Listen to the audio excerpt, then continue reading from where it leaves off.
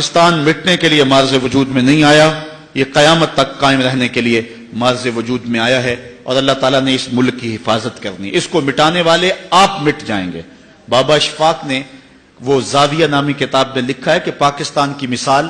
حضرت صالح علیہ السلام کی اونٹنی کی طرح ہے۔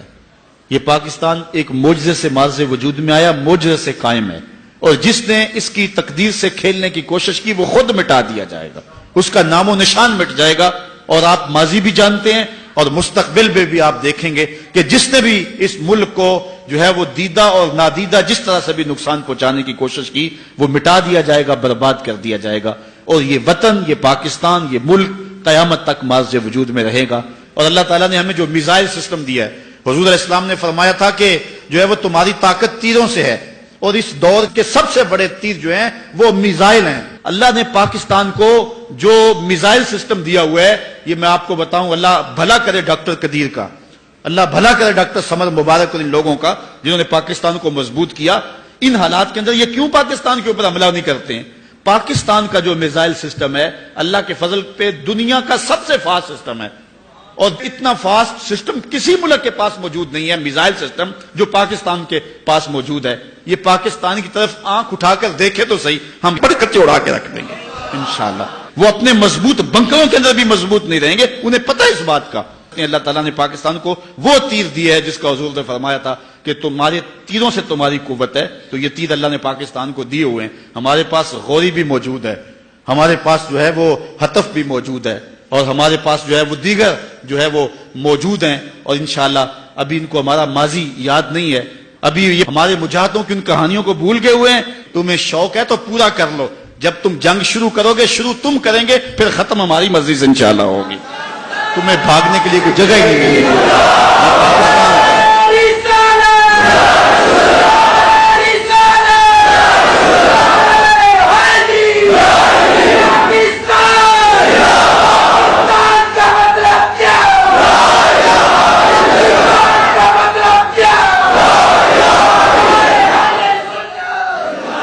پاکستان اللہ کی نشانیوں میں سے ایک نشانی ہے۔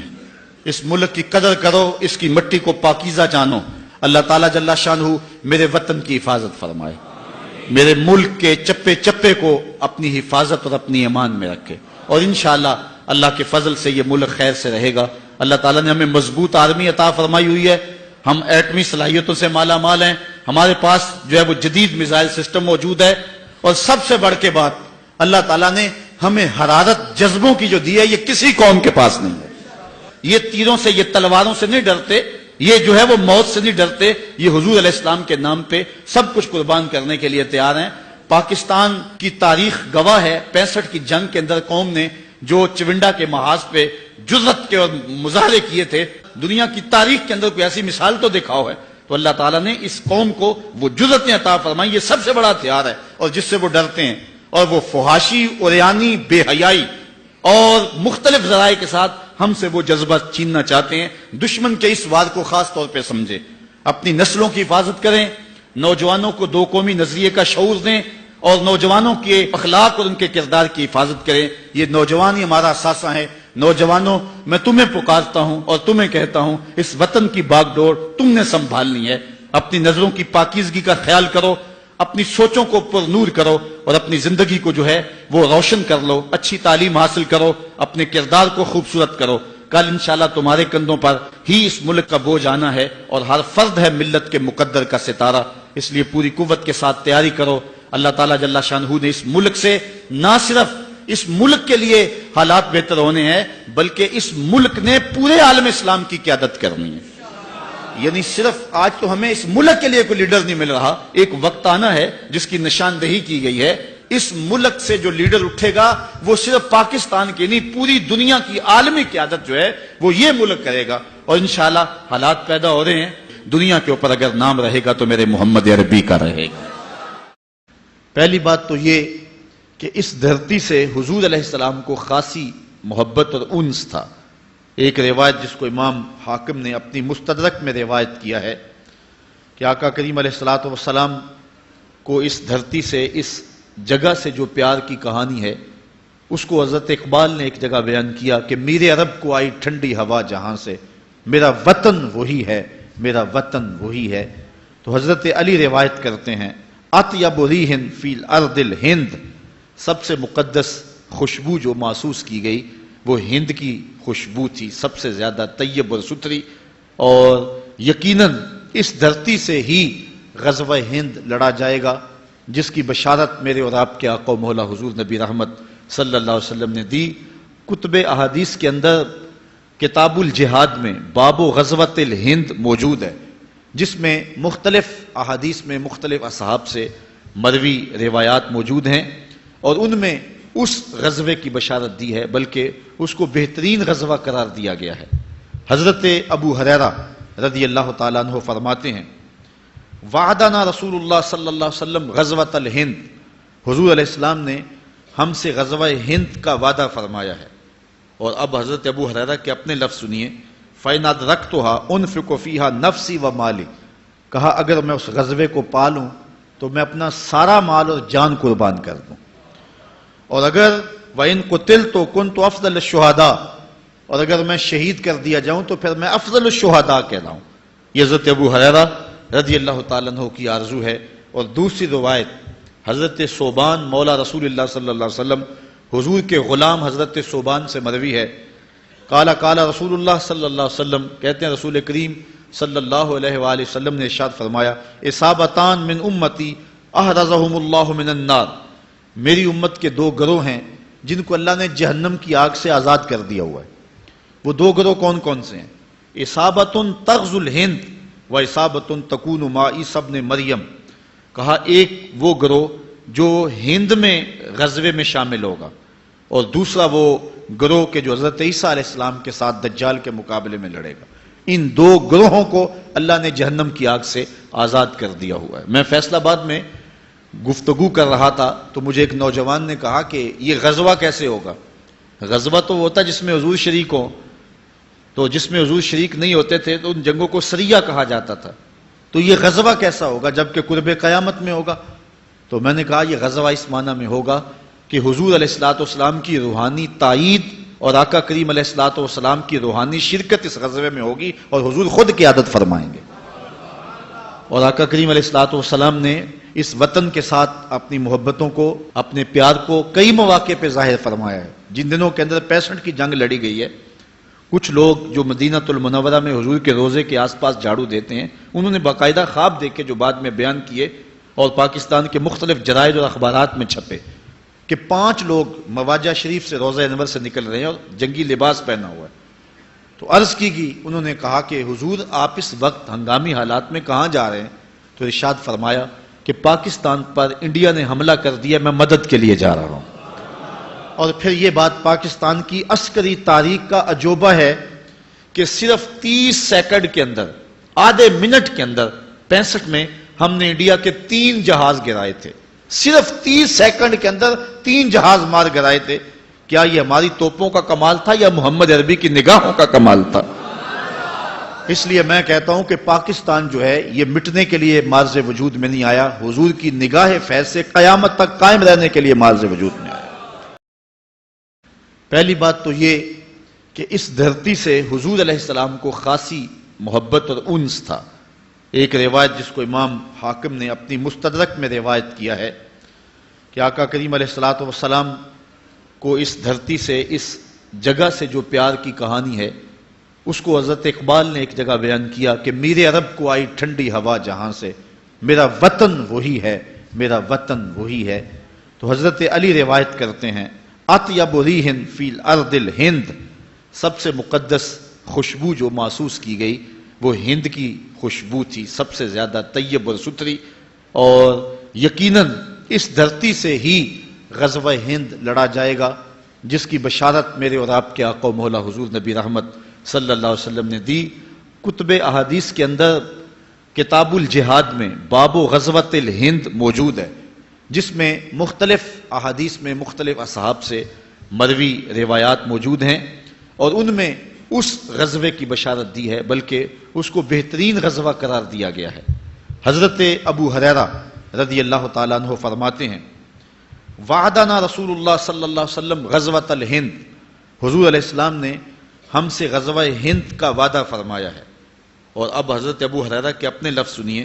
فَإِنْ أَدْرَكْتُهَا أُنْفِقُ فِيهَا نَفْسِي وَمَالِي، کہا اگر میں اس غزوے کو پالوں تو میں اپنا سارا مال اور جان قربان کر دوں، اور اگر وَإِنْ قُتِلْتُ كُنْتُ أَفْضَلَ الشُّهَدَاء، اور اگر میں شہید کر دیا جاؤں تو پھر میں افضل الشہداء کہلاؤں۔ یہ حضرت ابو ہریرہ رضی اللہ تعالیٰ عنہ کی آرزو ہے۔ اور دوسری روایت حضرت ثوبان مولا رسول اللہ صلی اللہ علیہ وسلم، حضور کے غلام حضرت ثوبان سے مروی ہے، قال قال رسول اللہ صلی اللہ علیہ وسلم، کہتے ہیں رسول کریم صلی اللہ علیہ وآلہ وسلم نے ارشاد فرمایا، اصابتان من امتی احرزہم اللہ من النار، میری امت کے دو گروہ ہیں جن کو اللہ نے جہنم کی آگ سے آزاد کر دیا ہوا ہے۔ وہ دو گروہ کون کون سے ہیں؟ اصابت تغزو الہند و اصابت تکون مع عیسی ابن مریم، کہا ایک وہ گروہ جو ہند میں غزوے میں شامل ہوگا، اور دوسرا وہ گروہ کے جو حضرت عیسیٰ علیہ السلام کے ساتھ دجال کے مقابلے میں لڑے گا۔ ان دو گروہوں کو اللہ نے جہنم کی آگ سے آزاد کر دیا ہوا ہے۔ میں فیصل آباد میں گفتگو کر رہا تھا تو مجھے ایک نوجوان نے کہا کہ یہ غزوہ کیسے ہوگا؟ غزوہ تو ہوتا جس میں حضور شریک ہو، تو جس میں حضور شریک نہیں ہوتے تھے تو ان جنگوں کو سریہ کہا جاتا تھا، تو یہ غزوہ کیسا ہوگا جبکہ قرب قیامت میں ہوگا؟ تو میں نے کہا یہ غزوہ اس معنی میں ہوگا کہ حضور علیہ الصلوۃ والسلام کی روحانی تائید اور آقا کریم علیہ الصلوۃ والسلام کی روحانی شرکت اس غزوے میں ہوگی، اور حضور خود قیادت فرمائیں گے۔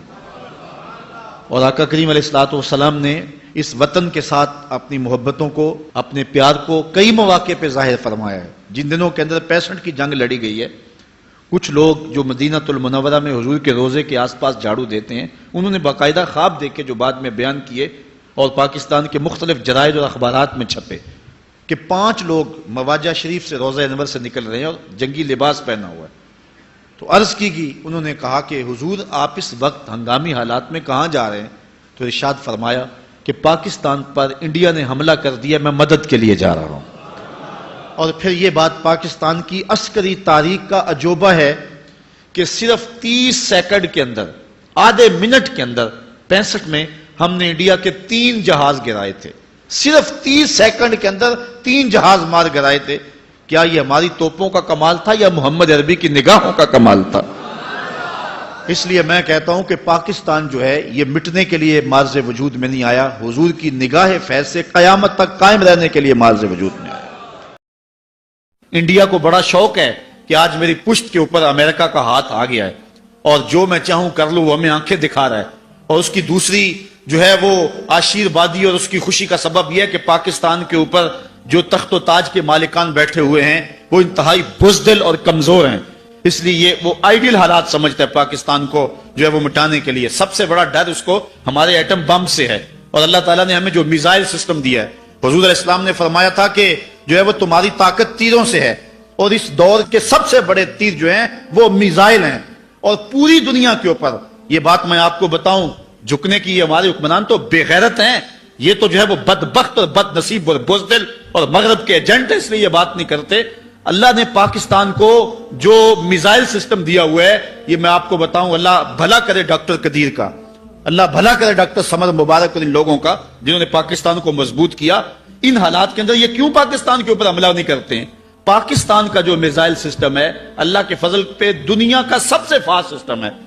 اور اتنا فاسٹ سسٹم کسی ملک کے پاس موجود نہیں ہے میزائل سسٹم جو پاکستان کے پاس موجود ہے۔ یہ پاکستان کی طرف آنکھ اٹھا کر دیکھے تو صحیح، ہم یہاں سے فائر کریں گے تل ابیب کے پرکچے اڑا کے رکھ دیں گے انشاءاللہ، یہاں سے فائر کریں گے انڈیا کے ٹکڑے ٹکڑے کر کے رکھ دیں گے، وہ اپنے مضبوط بنکروں کے اندر بھی مضبوط نہیں رہیں گے، انہیں پتہ ہے اس بات کا۔ اللہ تعالیٰ نے پاکستان کو وہ تیر دیا ہے جس کا حضور نے فرمایا تھا کہ تمہارے تیروں سے تمہاری قوت ہے، تو یہ تیر اللہ نے پاکستان کو دیے ہوئے ہیں۔ ہمارے پاس غوری بھی موجود ہے، ہمارے پاس جو ہے وہ حتف بھی موجود ہے، اور ہمارے پاس جو ہے وہ دیگر جو ہے وہ موجود ہیں، اور انشاءاللہ ابھی ان کو ہمارا ماضی یاد نہیں ہے، ابھی یہ پانی پت کے جو ہے وہ زخم کیا بھول گئے ہوئے ہیں، ہمارے مجاہدوں کی ان کہانیوں کو بھول گئے ہوئے ہیں کہ آج ان کی لڑکیاں بھی کہہ رہی ہیں کہ ہم پاکستان کو توڑ دیں گے، تمہیں شوق ہے تو پورا کر لو، جب تم جنگ شروع کرو گے شروع تم کریں گے، پھر ختم ہماری مرضی سے انشاءاللہ ہوگی۔ پاکستان اللہ کی نشانیوں میں سے ایک نشانی ہے، اس ملک کی قدر کرو، اس کی مٹی کو پاکیزہ جانو، اور اس ملک کے ساتھ جو ہے خیانت کا ارتکاب نہ کرنا، اور جو شخص اس ملک کے ساتھ خیانت کرے گا برباد کر دیا جائے گا۔ اللہ تعالیٰ جل شانہ میرے وطن کی حفاظت فرمائے، میرے ملک کے چپے چپے کو اپنی حفاظت اور اپنی امان میں رکھے، اور انشاءاللہ اللہ کے فضل سے یہ ملک خیر سے رہے گا۔ اللہ تعالیٰ نے ہمیں مضبوط آرمی عطا فرمائی ہوئی ہے، ہم ایٹمی صلاحیتوں سے مالا مال ہیں، ہمارے پاس جو ہے وہ جدید میزائل سسٹم موجود ہے، اور سب سے بڑھ کے بات اللہ تعالیٰ نے ہمیں حرارت جذبوں کی جو دی ہے، یہ کسی قوم کے پاس نہیں۔ لوگ تو ڈرتے ہیں، یہ جو ہے وہ 9/11 کا واقعہ ہوا تھا جو ہے وہ نیو یارک کے اندر، اور کہاں ٹیکساس اور دیگر دور دور کی ریاستیں، وہاں وہ اپنے دروازے بند کر کے بیٹھ گئے تھے، باہر نہیں نکلتے تھے۔ واقعہ وہاں ہوا ہے۔ ہماری قوم کی کہانی ہے، افغانستان کے اندر میزائل گرتے تھے، میزائل ابھی ٹھنڈے بھی نہیں ہوتے تھے، بچے لوہا اکٹھا کرنے کے لیے آ جاتے تھے۔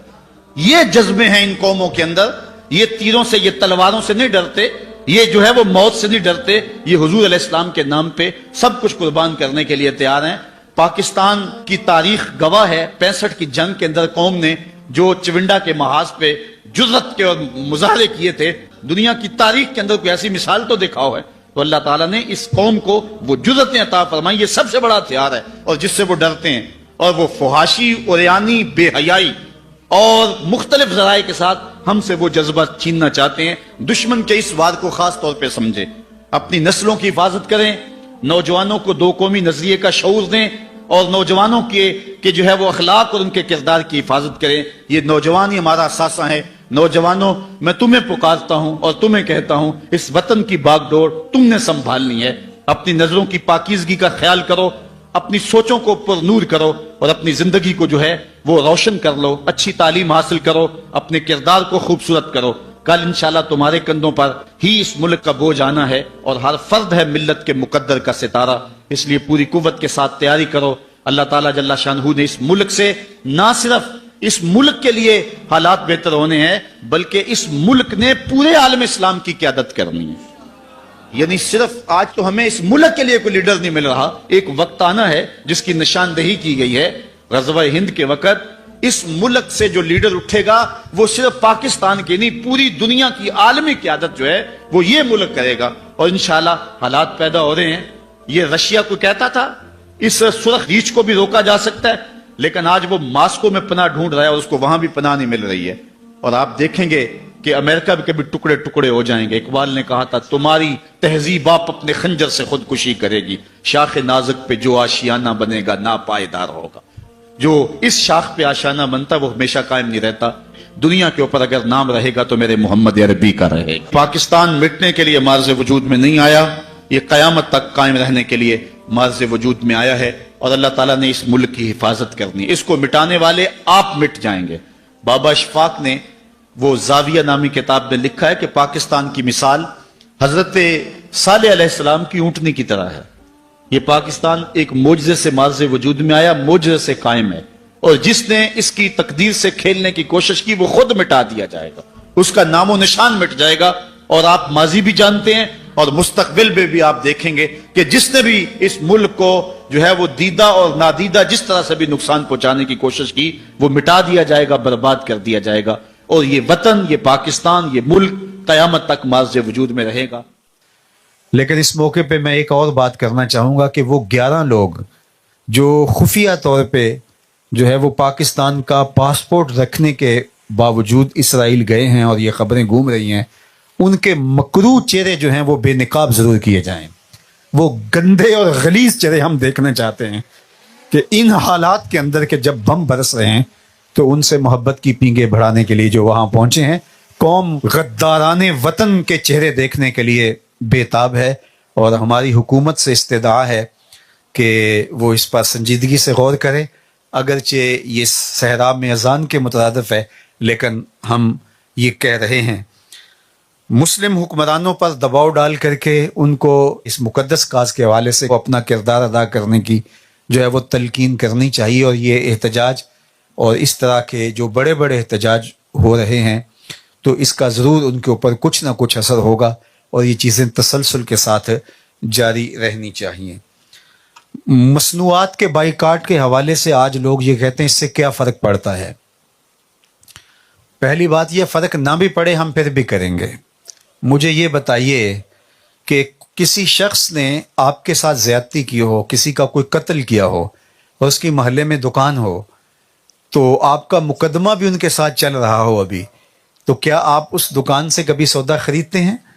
آپ کہتے ہیں میں 1 روپے کی قیمت بھی اس کو نہیں دینا چاہتا جس سے اس کو تقویت ملے، تو کیا یہ 55,000 لوگوں کا خون اتنا ہی سستا ہے کہ ہم کہتے ہیں کہ اس سے کیا فرق پڑتا ہے؟ اور لوگوں کا مزاج یہ ہے کہ ان کے مشروبات کے مقابلے میں یا ان کی مصنوعات کے مقابلے میں کوئی اپنی دیسی کوئی مصنوعات آتی ہیں، کوئی مشروب آتا ہے یا کوئی کھانے والی چیز آتی ہے، تو لوگوں کے نخرے دیکھنے والے ہوتے ہیں، اس کو گھونٹ لے کے چک کے کہتے ہیں نہیں وہ ذائقہ اس طرح کا نہیں ہے۔ یعنی کتنے تم حساس ہو کہ ذائقے میں 19-20 کا فرق ہے، وہ تمہیں گوارا نہیں اور ادھر خون بہ رہا ہے۔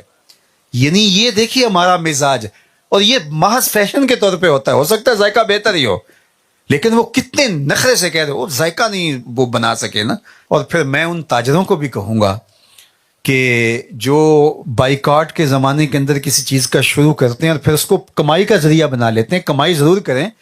لیکن اس کو امت کی مجبوری بنا کے لوگوں کو لوٹنے کی کوشش نہ کریں۔ اگر امت مسلمہ کے تاجر دیانتدار ہو جائیں تو دنیا ان کی چیزوں کی طرف تھوکے بھی نہ۔ تو آپ کیوں اپنی چیزوں کو، اپنی مصنوعات کو معیاری نہیں بناتے؟ لیکن میں جو بات عرض کی کہ اگر معیاری نہیں بھی ہے تو کوئی بات نہیں ہے، ہم جس طرح کی بھی ہوں وہ لیں گے، لیکن ان کی مصنوعات کا ہم مکمل بائیکاٹ کریں گے انشاءاللہ۔ اور اب یہ باتیں صرف وعدے لینے اور کہنے تک نہیں رہ گئی، اب بچا بھی کیا ہے باقی، اب ہمیں عملی طور پہ اس پہ آنا ہوگا۔ اور کچھ لوگوں نے اپنے اپنے دائرے کے اندر بائیکاٹ کیا، اصل تو بائیکاٹ حکومتیں کرتی ہیں، اور حکومت کرے تو بائیکاٹ مؤثر ہوتا ہے، لیکن نہیں کر رہی حکومت، ہم اپنے حصے کا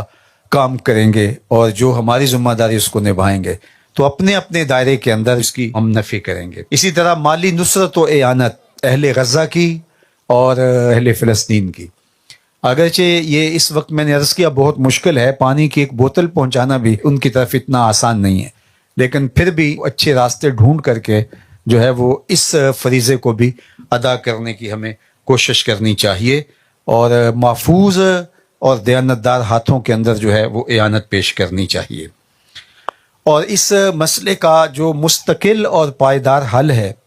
وہ احیاء خلافت ہے۔ خلافت کے احیاء کے بغیر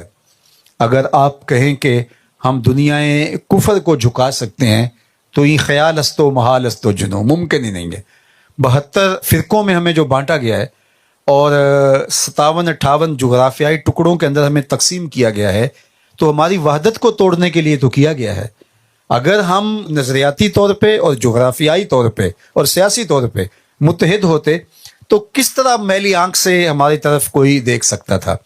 تو یہ جو ٹکڑے کیے گئے ہیں ہمارے اندر اور تشدد و افتراق کے بیج بوئے گئے ہیں، تو ہمیں تقسیم کر کے انہوں نے اپنے مقاصد حاصل کیے ہیں۔ تو اس لیے میں یہ بھی کہوں گا، اور آج کل میں اس پہ بات بھی کر رہا ہوں، کہ مختلف رنگوں کی جمہوریتیں بھی ہم نے دیکھی ہیں اور مختلف طرز کی مارشل لاؤں کا مزہ بھی ہم نے چکھا ہے، صدارتی نظام بھی ہم نے دیکھے ہیں، لیکن ہمارے دکھوں کا مداوع کہیں بھی نہیں ہے، ہمارے درد کا مداوع کہیں ہے تو وہ نظام خلافت میں ہے۔ تو اس کے لیے ہمیں بھرپور سعی کرنی چاہیے، آئے یا نہ آئے، ہمارا اتنا کام ہے کہ ہم اپنا فریضہ ادا کریں۔ امام احمد بن حنبل جب قید میں گئے تھے تو جمعے کی وہ تیاری کرتے اور دروازے تک آتے، اور جو گارڈ تھا وہ انہیں روک دیتا کہ تو آپ تو قید میں آپ نہیں جا سکتے۔ تو 2-4 مرتبہ ایسا ہوا، ہر جمعۃ المبارک کو وہ تیار ہوتے تھے، تو ایک دن اس گارڈ نے آپ سے کہا کہ آپ کو پتہ ہے کہ دروازہ نہیں کھل سکتا، لیکن آپ ہر جمعے کو غسل کرتے ہیں، کپڑے تبدیل کرتے ہیں، اور اس کے بعد آپ دروازے پہ آتے ہیں، تو پھر میں کہتا ہوں کہ واپس چلے جاؤ، آپ واپس چلے جاتے ہیں۔ تو آپ 1 بار ہوا، 2 بار ہوا، 3 بار ہوا، ہر بار جب ایسے ہوتا ہے تو آپ ایسا کیوں کرتے ہیں؟ تو حضرت امام احمد بن حنبل نے فرمایا کہ میرا کام کوشش کرنا ہے، وہ ساری زندگی کرتا رہوں گا، آگے رکاوٹ جو ہے وہ ایک الگ بات ہے۔ تو ہمیں خلافت کے احیاء کے لیے کام کرنا ہے، جدوجہد کرنی ہے، ذہن سازی کرنی ہے، شعوری بیداری کے لیے ہم نے مہم چلانی ہے۔ آگے کہاں کب خلافت قائم ہوتی ہے وہ اللہ کی مرضی ہے، اور وہ ہوگی۔ خلافت کا قیام یہ اللہ کے رسول کی بشارت ہے، اور اللہ کے محبوب نے قرب قیامت میں وہ خلافت کے قیام کی خوشخبری سنائی ہے، اور وہ ہو کے رہے گی۔ پہاڑ اپنی جگہ سے ہٹ سکتے ہیں، یہ سورج جو ہے وہ بے نور ہو سکتا ہے، حضور کا فرمان پورا ہو کے رہے گا انشاءاللہ۔ اور اس امت کو جو ہے وہ اتحاد کے لیے بھرپور کوشش کرنی چاہیے، اور انشاءاللہ العزیز اللہ تعالیٰ جل شانہ نے اسلام کو غلبہ عطا فرمانا ہے۔ جس طرح میں نے جمعۃ المبارک کے آخر میں وہ روایت آپ کے سامنے رکھی کہ حضور نے ارشاد فرمایا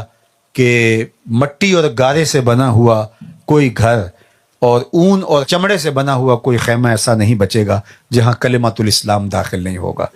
ہم نہیں دیکھیں گے، ہماری نسلیں ضرور دیکھیں گے انشاءاللہ۔ اور میں اللہ کی بارگاہ میں دعا کرتا ہوں کہ کل جب دجال کا ظہور ہو اور حضرت امام مہدی حضرت عیسیٰ کا نزول ہو تو اللہ ہماری نسلوں کو حضرت امام مہدی کے عساکر میں شامل فرمائے، دجال کے فتنوں سے اللہ ہماری حفاظت فرمائے۔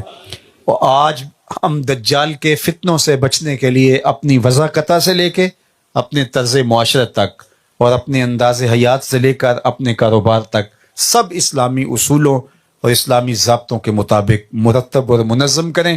تاکہ آنے والا دور ہماری نسلوں کو ایک صالح پاکیزہ اسلامی معاشرت کا ایک ماڈل پیش کر سکے۔ ہماری طرز زندگی، ہمارا انداز زیست ہماری نسلوں میں منتقل ہو سکے۔ اپنی نسلوں کی حفاظت کرنی ہے۔ جس تیزی کے ساتھ آج کی تاریخ میں کفر اپنے تمام تر وسائل کے ساتھ غزہ کے اوپر جو حملہ آور ہے، یہ ایک ان کے حملے کا انداز ہے، ورنہ ہمارے گھروں کے اندر یہودیت گھس چکی ہے اور بے حیائی، اباہیت اور تفرق اور کیا کچھ ہے جو وہ چاہتے ہیں انہوں نے وہ کر دیا ہوا ہے۔ آج ہماری نسل ہمارے بند کمرے کے اندر بھی محفوظ نہیں ہے، اور ذہن ہمارا ہے لیکن اس کے اوپر اثرات ان کے مرتب ہے۔ آپ تاریخ پڑھیں یہود کی، نصارہ کی، وہ مسلمانوں کے ذہین ترین بچے اٹھا کے لے جاتے تھے صلیبی، اور پھر جا کر کے ان کی تربیت کرتے تھے اور واپس ان کو مسلمانوں کے اندر بھیج کر کے ان کی ذہن سازی کا کام کرتے تھے، اور بڑے اچھے اچھے خاندانوں کے بچے وہ اغوا کرتے تھے اور باقاعدہ ان کی ذہن سازی کرتے تھے۔ آج ان کو جو ہے وہ بچے اغوا کرنے کی ضرورت نہیں ہے۔ آج ہمارے گھر میں پلنے والے ہمارے بچے، ان کے ذہنوں کو انہوں نے اغوا کر لیا ہوا ہے، وہ ہمارے گھر سے کھا رہے ہیں، ہمارے خون پسینے کی کمائی جو ہے وہ ان پہ لگ رہی ہے، لیکن وہ وہاں بیٹھ کر کے فرنگی روحوں کے، صہیونی روحوں کے اور صلیبی روحوں کے بے حس ڈھانچے ہیں۔ اس لیے ہمیں اپنی نسل کی حفاظت کرنی ہے، اور یہ جو چھوٹا سا ٹول ہے، یا تو اس کو مثبت طریقے سے استعمال کرنے کا اسلوب سکھا دیا جائے، اور اگر یہ نہیں ہے، اگر ہماری نسل ہمارے ہاتھ سے نکل رہی ہے تو پھر ہمیں بچانا ہوگا، اور اپنے بچوں کو سکول اور کالجز پر ہی نہ چھوڑ دیں کہ وہاں جو تربیت ہو رہی ہے وہ اچھی ہو رہی ہے۔ بالکل آج کی درس گاہیں فرنگی تعلیم کا ایک عکس ہی ہے، اور وہ بچے ہمارے ہیں لیکن فکر ان کے اندر منتقل کی جا رہی ہے۔ اپنے بچوں کو وقت دیں، اپنے بچوں کے پاس بیٹھیں اور ان کو سمجھائیں، ان کو دین کی حقیقت اور دین کا نور ان کے اندر منتقل کریں۔ الولد سر لابیہ، اولاد والدین کے ہی ذہن اور فکر کی مطابقت میں ہوتی ہے۔ بالکل ہم اپنی اولاد سے غافل نہیں ہوں گے۔ اللہ ہمیں وہ وقت بھی نصیب فرمائے کہ آج ہم احتجاج کے لیے جمع ہو رہے ہیں اور فلسطین کے جھنڈے لہرا رہے ہیں۔ اللہ یہودیوں کو شکست فاش عطا کرے، اور اللہ اہل غزہ کو فتح عطا کرے، ایسے ہی ہم جشن فتح بھی منا رہے ہیں۔ اللہ ہمیں یا ہماری نسلوں کو یہ توفیق عطا فرمائے۔ صلاح الدین ایوبی کے مزار کے اوپر جا کر کے جب بیت المقدس کے اوپر انہوں نے قبضہ کیا تو ایک صلیبی نے جا کے اپنے پاؤں سے ٹھوکر ماری اور کہا کہ ہم دوبارہ آ گئے ہیں، بتا تیرے جانشین کدھر ہیں۔ وہ اللہ ہمیں دن نصیب فرمائے، ہم سلطان صلاح الدین ایوبی کی قبر پہ جا کے سلوٹ کریں اور اس کو کہیں کہ تیرے بیٹے، تیرے فرزند تجھے سلامی دینے کے لیے حاضر ہیں۔ سلطان صلاح الدین ایوبی نے جب صلیبیوں سے بیت المقدس واپس لیا، آپ اس کی تاریخ پڑھیں کہ وہ کتنا عرصہ بستر کے اوپر سویا نہیں، اس نے اپنے آپ کو لگا دیا اس مقدس کاز کے لیے، اور جب نیند اس کو بہت تنگ کرتی تھی تو وہ اپنی کمر کو خیمے کی چوب سے لگا کر کے اپنی آنکھوں کی نیند نکال لیتا تھا اور کہتا تھا کہ میں کیسے سوؤں جب کہ بیت المقدس جو ہے صلیبیوں کے نرغے میں ہے اور ہماری بیٹیاں، ہماری بہنیں وہاں محفوظ نہیں ہیں، تو میں کس طرح سو سکتا ہوں۔ اور پھر اس کے بعد اللہ نے اس کو وہیں آسودہ خاک فرمایا۔ ہمیں تاریخ بتاتی ہے کہ سلطان نور الدین زنگی ایک دفعہ کوئی تقریب تھی تو اس تقریب کے اندر جو ہے وہ لوگوں نے گفتگو کی تو سب لوگ خوشگوار موڈ میں تھے اور ہنس رہے تھے، تو سلطان نور الدین زنگی سے کہا کہ آپ کیوں مسکرا نہیں رہے؟ تو سلطان نے کہا کہ میں کیسے مسکرا سکتا ہوں جبکہ فلاں محاذ کے اوپر نرغے میں ہیں ہماری قوم کی بیٹیاں اور ہمارے فرزند اور ہمارے بوڑھے، تو کس طرح میرے ہونٹوں کے اوپر مسکراہٹ آ سکتی ہے اور خوشی پھیل سکتی ہے؟ تو میں سمجھتا ہوں کہ اگر ہم کبھی مسکراتے بھی ہیں تو وہ مسکرانا بھی ہمارا کھوکھلا ہوتا ہے۔ ہمارے بھائی اور ہماری بہنیں اس وقت غزہ کے اندر جس حالت میں ہیں، یہ ہمارے جذبات ان کو پہنچے ہیں، وہ تو اس جگہ پہ معصور ہے جہاں ہمارے یہ جذبات اور ہمارے یہ آنسو اور ہمارے یہ نعرے بھی ان کو پہنچنے والے نہیں ہیں، اور وہ بیچارے کھلے آسمان تلے کسی وقت بھی کوئی گولی آ کے ان کی زندگی کا چراغ بجھا سکتی ہے۔ ہسپتالوں کے اندر بچے جو تڑپ رہے ہیں اور ان کی مائیں، شہادت کا جام نصیب ان کو ہو چکا ہے، اور بچے جب ہوش میں آتے ہیں تو وہ ماؤں کو ڈھونڈتے ہیں اور مائیں نہیں ملتی، تو بتائے کیا منظر ہوگا۔ میں بھی اپنے سینے میں دل رکھتا ہوں، آپ کے سینے میں بھی دل ہے، اور اولادیں ہم بھی رکھتے ہیں۔ یہ سحری اور افطار کے لمحے گزرے ہیں تو میں ہر افطار کے وقت یہ سوچتا تھا کہ انواع و اقسام کے کھانے آج ہمارے سامنے موجود ہوتے ہیں، ہماری اولادیں بھی کھاتی ہیں، تو یہ وہ لوگ ہیں کہ جن کی سحری بھی گزر جاتی ہے، افطار بھی گزر جاتا ہے، اور کس طرح یہ زندگی گزار رہے ہیں۔ لیکن ان کی جو تصویریں ہمارے سامنے آتی ہیں، وہ ایک تصویر مجھے بھولتی نہیں ہے کہ ایک صحافی ایک بچی کے قریب جاتا ہے تو اس کے ہاتھ میں روٹی کا ایک ٹکڑا ہے تو وہ اس کو دینے لگ جاتی ہے کہ شاید اس کو بھی میری طرح بھوک لگی ہوگی، اور وہ یوں ایثار کرتی ہے۔ اللہ اکبر! تو اللہ ان لوگوں کے درد اور ان لوگوں کے سینے کے اندر جو پھیلی ہوئی تکلیف ہے، اس کی اللہ ہمیں سزا سے محروم پڑے۔ وہ خاتون لرزا دیتی ہے، وہ بچی جس نے کہا تھا کہ میں اللہ سے جا کے شکایت کروں گی۔ میں کہا شہزادی تم شکایت نہ بھی کرو، تمہارا درد سے بھرا ہوا چہرہ اور چہرے کے اوپر لکیروں سے پھوٹتا ہوا درد یہی عرش کو لرزا دینے کے لیے کافی ہے، اور تم نے اگر شکایت کرتی رب سے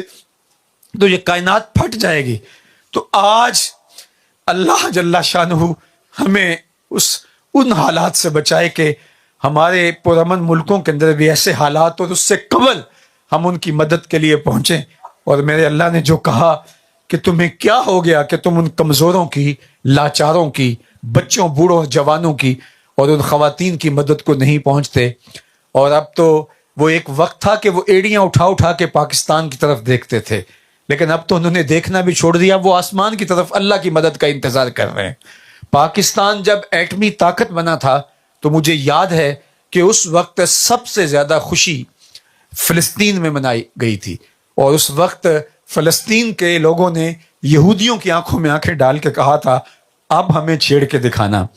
اب ہمارے بھائی کے پاس ایٹم بم آ گیا ہے۔ انہیں ہم بتانا چاہتے ہیں کہ نہ ہمارا کوئی میزائل تمہارے کام آنے والا ہے، نہ ہمارا ایٹم بم تمہارے کام آنے والا ہے، نہ 76 لاکھ فوج امت مسلمہ کی تمہارے کام آنے والی ہے، نہ تیل کی کمائی تمہارے کام آنے والی ہے، نہ ہمارے آسودہ حال سرمایہ داروں کا مال تمہارے کام آنے والا ہے۔ تم اللہ کی منتخب قوم ہو، اللہ نے تمہیں اس امتحان کے لیے چنا ہے۔ اللہ انہی کو چنتا ہے جن کو پسند کرتا ہے۔ اس کائنات کے اندر تم ہی وہ لوگ تھے کہ جو اللہ کا انتخاب ٹھہرے، اور اللہ نے تمہیں اس آزمائش کے لیے، اس امتحان کے لیے چنا۔ ہم یہ گواہی دیتے ہیں کہ تم کامیاب ٹھہرے، تم کامیاب ٹھہرے، تم کامران ٹھہرے۔ تم نے شکوے کی زبانی کھولی، تم نے کہا فزت برب الکعبہ، کعبے کے رب کی قسم ہم زندگی کی بازی جیت گئے۔ ہمارے پاس اگر مسجد اقصیٰ ہوتی، ہم کب کی پلیٹ میں رکھ کے یہودیوں کو دے چکے ہوتے، اور اس کے لیے ہمارے جو تجزیہ نگار ہیں وہ فلسفے بگار رہے ہوتے کہ ہم نے ملک و قوم کی خیر خواہی میں ایک بہت اچھا فیصلہ کیا ہے۔ لیکن تم نے کہا خون کے آخری قطرے تک مسجد اقصیٰ کے لیے لڑیں گے، اور ہمیں یقین ہے تم لڑتے رہو گے حتیٰ کہ حضرت امام مہدی اور حضرت عیسیٰ علیہ السلام تمہارے پاس آئیں گے۔ میں کہتا ہوں دنیا بھر کے مسلم حکمرانوں کو اور امراء کو کہ حضرت امام مہدی تمہارے فارم ہاؤسز میں نہیں آئیں گے، حضرت عیسیٰ تمہارے محلات میں نہیں آئیں گے، حضرت عیسیٰ تمہارے دارالحکومتوں میں نہیں آئیں گے، حضرت عیسیٰ آئیں گے تو اس ملبے کے اوپر بیٹھے ہوئے ان فقیروں کے پاس ہی آئیں گے، اور انہی کے دم سے پھر اسلام کا جھنڈا اونچا ہوگا۔ تو اے غزہ کے مجاہدو، ہم تمہیں سیلوٹ پیش کرتے ہیں، خراج پیش کرتے ہیں، تم نے امت کا بھرم رکھ لیا، اور اگر تم بھی جھک جاتے تو پھر امت کے پلے کیا باقی بچتا؟ تم نے اپنی جانیں دے کر سب کچھ نچھاور کر کے بتایا کہ حق کے ماننے والے تھوڑے بھی ہوں وہ دبا نہیں کرتے، صرف حق کے راہ کے اوپر ڈٹنے والے وہ چند لوگ بھی اور تھوڑے لوگ بھی اللہ کو محبوب اور اللہ کو مطلوب ہیں۔ اللہ تعالیٰ اہل غزہ کی مدد